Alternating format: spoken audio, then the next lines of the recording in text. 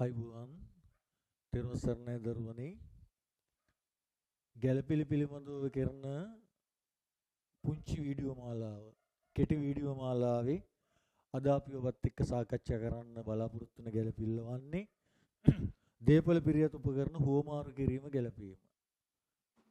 පවතින දේපල පිරියතක් වෙනත් දේපල පිරියතයක් එක්ක හුවමාරු කරද්දී සිදු කරන ගෙනුම් කරන ක්‍රියාකාරකම් තමයි මේ අර්ථය අපි සැලකිල්ලට ගන්න යන්නේ. ඔබ දන්නවා පවතින යන්ත්‍රයක් ගත්තොත් යන්ත්‍රය වෙනත් ආයතනයකට දීලා යන්ත්‍ර විකුණන ආයතනයකට දීලා ඒ වෙනුවට නවීන යන්ත්‍රයක් ගත්තොත් ඒ නවීන යන්ත්‍රය ගනිද්දී අර පරණ යන්ත්‍රයට සම්පූර්ණයෙන්ම අඩු කරන්නේ නැහනේ. තව අතිනුත් කීයක් හරි දීලා ඒ හෝමාරු කිරීමේ ක්‍රියාව සිදු කළහොත් අන්න එවන් ආකාරයේ ගිණුම් කරන ක්‍රියාකාරකම් තමයි මෙහිදී සැලකිල්ලට ගන්න යන්නේ. සාමාන්‍යයෙන් භාවිතය තුල සාමාන්‍ය ජීවිතය තුල දේපල පිරියත් හෝමාරුවේදී ආයතනයකට එන්නේ අලාභයක්. ඒ වුණාට ලාභත් එන්න ඉඩ තියෙනවනේ. ලාභ හෝ අලාභ ඕනම එකක් වෙන පරිද්දෙන් දේපල පිරියත් උපකරණ හෝමාරුව ගැලපීම තමයි අපි මෙහිදී සිදු වෙන්නේ. අර ගමේ ගොඩේ ගෙවල් වලදී පරණ ටීවී එක දීලා අලුත් ටීවී එකක් ගේන්නේ. ඒ පරණ ටීවී එක දීලා අලුත් ටීවී එකක් ගෙනෙද්දී පරණ ටීවී එකේ සම්පූර්ණ වටිනාකම අඩු කරන්නේ නැහනේ. අතිනුත් කීයක් හරි දෙන්න වෙනවා. දේපල පිරියත් හෝමාරුව සිදු කරද්දී ව්‍යාපාරික ආයතන වල අපි පරණ දේපල පිරියත් දීලා අලුත් දේපල පිරියතක් ගනිද්දී අතිනුත් කීයක් හරි දෙන්න වෙනවා. පරණ එකට අඩු කරන අගේ කියන්නේ හෝමාරු වගේ නැත්තේ හිලව් වගේ කියලා. අතින් දෙන්න යන ගාන ඉතිරි මුදල මුදලින් ගෙවීම හැටියට සැලකන්නේ. එන ගාන නව තක්සීරු වගේ හැටියට සැලකන්නේ. අද ඔබ වෙනුවෙන් ඒ සඳහා අපි නිර්මාණය කරපු ගානක් උත්තරී දැන් වැටිලා තියෙනවා. ඒ ගාන එක්ක ලියාගෙන එහෙම නැත්නම් වෙන ක්‍රමයකින් ගාන සහසම්බන්ධ කරගෙන ඔබ දේපල පිරියත් උපකරණ විකිණීම කළා වගේම හෝමාරු කිරීමත් මාත් එක්ක මෙවෙලෙම ගාන හදමින් ඔබේ දැනුම තහවුරු කරගන්නා ලෙස ඔබට මම මතක් කර සිටිනවා. දරුවනේ ඔබ වෙනුවෙන් නිර්මාණය කරපු ගානේ ගෙනුම් කාලච්ඡේදයේ අවසාන වන්නේ 25/3/31. එහන්ද ගෙනුම් කාලච්ඡේදය ආරම්භ වන්නේ 24/4/1. ඔබ වෙනුවෙන් නිර්මාණය කරපු ගානේ පරණ දේපල පිරියත අරගෙන තියෙන 22/10/1. හෝමාරු සිදුවන්නේ 25/1/1 හන්දා මේ මුළු කාලේ හැටියට මේ ටික සලකන්නේ. වත්කම අපි ගාව තිබිච්ච මුළු කාලේ හැටියට සලකන්නේ. තව චුට්ටකින් අපි ඒ වත්කම තිබිච්ච මුළු කාලේ කොහොමද කියලා ගණනය කරලා ගමු. අලුත් වත්කම එන්නේ අලුත් යන්ත්‍රයක් ඔබ වෙනින් අපි අද ගානේ අරගන්නේ. ඒ වත්කම එන්නේ 25/1/1 ඉඳලා 25/3/31 දක්වා වූ කාලයට අදාළ පරිද්දෙන්. දේපල පිරියත හුවමාරුවේදී පරණ වත්කමේ ශේකල හැකියාගේ එන්නේ පෙරවැය සුම්මුන්නගේ අඩු කරලා. පරණ වත්කමේ වාර්ෂික ශේන්නේ ශේකල හැකියාගේ ඵලදායි ජීව කාලයෙන් බෙදලා. දේපල පිරියත හුවමාරුවේදී ජීවන සටහන් තියද්දි පෙළ ගැස්ම තුල පිරවැය ඉවත් කරන්න ඕනේ. මුළු ශේ ඉවත් කරන්න ඕනේ. නව වත්කමේ තක්සේරු වගේ ගෙනුම් තියන්න ඕනේ. පැරණි වත්කමේ හුවමාරු වගේවත් හිලව් වගේ ගෙනුම් තියන්න ඕනේ. මුදලින් ගෙවූ වටිනාකම ගෙනුම් තියන්න ඕනේ. දේපල පිරියත හුවමාරු කරද්දී දැනුම සඳහා අදාළ දේපල පිරියත ගෙනුම අදින එක ලේසි, සමුචිත සේ ගෙනුම අදින එක ලේසි. හුවමාරු ගෙනුම විතරක් තිබුණත් මේ වැඩේ කරන්න පුළුවන්. දැනුම තියුණු ළමයෙකුට. දැනුම තියුණු ළමයෙක් නෙවෙන්නේ නම් මේ ගෙනුම් ටික අදින්න ඕනේ. මේට අමතරව ආදායම් ප්‍රකාශ උපුටාගත්තු කොටස, මුදල් ගෙනුම, ෂේ ගෙනුම වගේ ගෙනුම් තිබුණා නම් තවත් දැනුම තියුණු වෙනවා. ඉතින් ඒ සියල්ල මෙතන කරන්න සූදානම් නැහැ. අදාළ අත්‍යවශ්‍ය දේවල් ටික තමයි දැන් කතා කරන්න යන්නේ. එහෙනම් ගාන එකපාරක් කියවන්නම් තිරේ තියෙන ගාන. ගෙනුම් කාලච්ඡේද 25/3/31 අවසන් වුණු ව්‍යාපාරයක යන්ත්‍ර සම්බන්ධ වූ පහත තොරතුරු සැලකිල්ලට ගන්න. ව්‍යාපාරය 22/10/1 දින. ඒ කියන්නේ මෙදා පිරිවැය 2,75,000කට සහ සුම්බුන්නගේ 25,000ක් වූ ඵලදායි ජීව කාලය අවුරුදු 10ක් වන ලෙස මිලදීගත් යන්ත්‍රයක් නවීන පාන්නේ වෙනත් යන්ත්‍රයක් සමග 25.1 දින හුවමාරු කරගන්න ලදී. මෙහිදී නව යන්ත්‍රයේ අගය තක්සේරු අගය 3,50,000ක් වූ අතර එම යන්ත්‍රය වෙනුවෙන් පැරණි යන්ත්‍රය සඳහා 2 ලක්ෂයක් අය කරලා ඉතිරි වටිනාකම 1,50,000 මුදලින් ගෙවනවායි කියලා තියෙනවා. ගාණි තියෙන ඔය ටික. ඒ නිසා දැන් මම ඔයත් එක්ක ඊ ගාණි තිබිච්ච එක ගන්නම්. මෙන්න මේ අතීත කාලේ බලන්න. 22කින් මාස 3ක් තියෙනවා. 23න් අවුරුද්දම තියෙනවා. 22කින් මාස 3ක් තියෙනවා. 22කින් මාස 3ක් තියෙනවා. 23 අවුරුද්දම තියෙනවා. ඒ කියන්නේ 12ක් තියෙනවා මාස. 24 අවුරුද්දම තියෙනවා මාස. ඒ කියන්නේ 12ක් තියෙනවා. ඒ කියන්නේ මාස ඔක්කොම තියෙනවා 27ක් තියෙනවා. මාස 27ක් කියන්නේ අවුරුදු 2යි කාලක්. අවුරුදු 2යි 4යි එකයි. අතීත කාලේ එහෙමයි එන්නේ.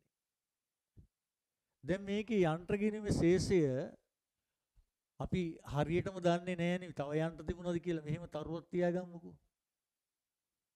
ලේසියට සමුචිත ශේගිණීමේ ශේෂයත් ඒ ශේෂය මේකයි කියලා නැහැ. කොහොම තරුවක් තියාගමුකෝ. යන්ත්‍ර කියන වත්කම් ගිණුමකනේ. පැත්ත හඳුනා ගන්න හර පැත්තේ ශේෂයක් තියෙනවා කියලා හිතාගත්තා. සමුචිත ශේගිණීමේ ශේෂය පැත්ත හඳුනා ගන්න මෙහෙම තියෙනවා කියලා හිතාගත්තා. මොකද එක යන්ත්‍රයක් විතරක් නෙමෙයි ව්‍යාපාරයක තියෙන්නේ. යන්ත්‍ර ගොඩක් තියෙනවා. මේ ගානේ තියෙන්නේ එක යන්ත්‍රයක් ගෙනීමට දාලා ක්‍රියාකාරකම් ටිකක්. ඉතින් අපිට ලේසියට අපි මෙහෙම තියාගත්තා. දැන් එහෙනම් අපි මේකේ ගණනය කිරීම ටික කරන්න යන්නේ. මේකේ පර්ණ යන්ත්‍රය පිරිවැය 275යි. පර්ණ යන්ත්‍රයේ සුමුන්නගේ 25,000යි. මේ අන්ත ශේකල හැකි අගය 2,50,000යි. ඔය දන්න වාර්ෂික ශේ ගණනය කරද්දී ශේකල හැකි අගය ඒ කියන්නේ 2,50,000 ගානි ඵලදායි ජීවිත කාලය අවුරුදු 10යි කියලා තියෙනවා.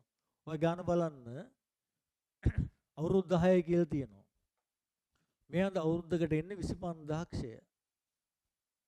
අවුරුද්දකට ශේ එන්නේ 25,000ක් ශේ එන්නේ. හොඳද? ওই ගානේ ඵලදායි ජීව කාලය අවුරුදු 10ක් කියලා තියෙනවා. ඒ නිසා වාර්ෂික ශේ එන්නේ 25,000ක් එන්නේ. 25,000ක් එනවනම් හරිද? ඒ වගේ 2යි කාලක්. ඒ කියන්නේ වදන්න 25,000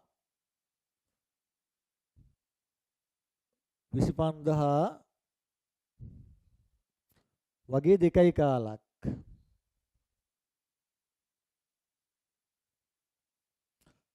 25,000 4න් බෙදුවාම එන්නේ 6,250යි.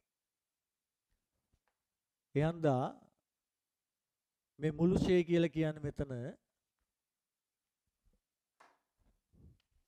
මුළු ශේ කියලා කියන්නේ මෙතන 6,250ක් එනවා. මෙතෙන්ට 25,000ක් එනවා. මෙතෙන්ට 25,000ක් එනවා. ඔක්කොම එනවා මුළු ශේය 50,000යි 56යි 250යි. මුළු ශේ එනවා 56යි 250ක්. අවුරුදු දෙකකට එක අවුරුද්දකට 25,000යි මේ අවුරුද්දට 25,000යි මේ මාස තුනට 6,250යි. 56,250යි. එහෙනම් පෙළ ගැස්ම කරගත්තාම ලේසි හරියටම පිරිවෙ ඉවත් කරන්න කොච්චරද? පිරිවෙ ඉවත් කරන්නේ 2,75,000ක් වෙච්ච එකක්. පිරිවෙ ඉවත් කරන්නේ 2,75,000ක් වෙච්ච එකක්.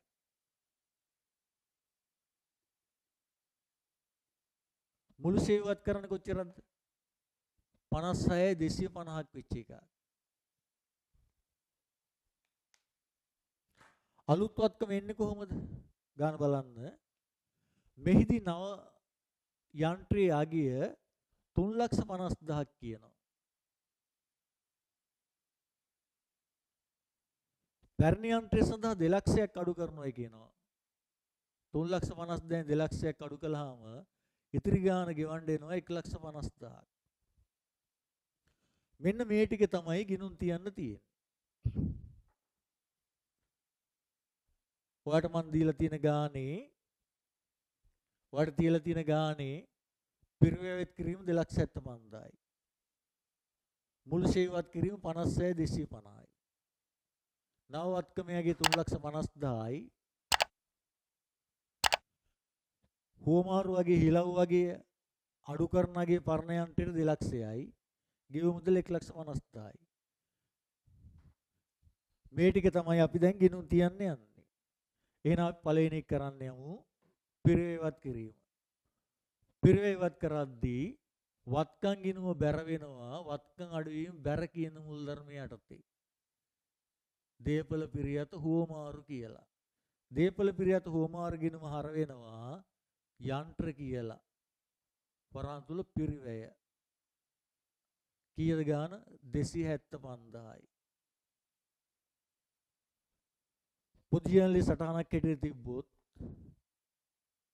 දීපල පිරියත හෝමාරු හර 275,000යි යන්ත්‍ර බැර 275,000යි. සංලක්ෂය පිරිවෙත් කිරීම. ඊට පස්සේ තියෙන මුළු ශේවවත් කිරීම. මෙයාව සමුචිත ශේගිනුමේ තියෙන බැර පැත්තේනේ ශේෂය. එන ඒක ඉවත් කිරීමේ ක්‍රියාවට ලක් කරද්දී ඒක හර කරලා හෝමාරු ගිනුමට බැර කරන්න ඕනේ. කීයද ගාන 56,250. මෙයන්ද යන්ත්‍ර සමුචිත ශේගිනුම හර වෙනවා. යන්ත්‍ර සමුචිත ශේගිනුම හර වෙනවා 56,250. ඒක හර වෙනවා දීපල පිරියත හෝමාරු කියලා. දීපල පිරියත හෝමාරු බැර වෙනවා යන්ත්‍ර සමුචිත ශේ කියලා 56,250. පුජ්‍යලේ තියද්දී යන්ත්‍ර සමුචිත ශය හර 56,250. දීපල පිරියත හෝමාරු බැර පැත්තේ 56,250. දීපල පිරියත හෝමාරු බැර පැත්තේ 56,250. සංලක්ෂය මුළු ශේවවත් කිරීම. දැන් තියෙන්නේ ශිෂ්‍යයන්ට ඉතා වැදගත් එක. අලුත් වත්කම එනවා. මේක තමයි වැදගත් මේක. මම වෙන පෑනකින් ගන්න. අලුත් වත්කම එන්නේ කීයක්ද? 3,50,000. වත්කමේදී හර වෙන්නේ කොහටද? අලුත් වත්කම් ගිනුමට හර වෙන්නේ. අපි ලියමු නව යන්ත්‍ර කියලා. අපි අරගෙනම තමයි දාන්නේ. හර වෙන්නේ නව යන්ත්‍ර ගිනුමට. වත්කම හෝමාරු කරත් දැන් තියෙන වත්කම කොතනද? වත්කම දැන් තියෙන පරණ වත්කම තියෙන්නේ මෙතන තියෙන මේ හර පැත්තේ. එහෙනම් හෝමාරු කරද්දී ඒක බැර කරන්න ඕනේ. ඒකටනේ හිලව් වෙන්නේ. එහෙනම් හෝමාරු ගිනුම බැර වෙන්නේ දීපල පිරියත හෝමාරු ගිනුමට බැර වෙනවා කීයක්ද? 2 ලක්ෂයක් බැර වෙනවා.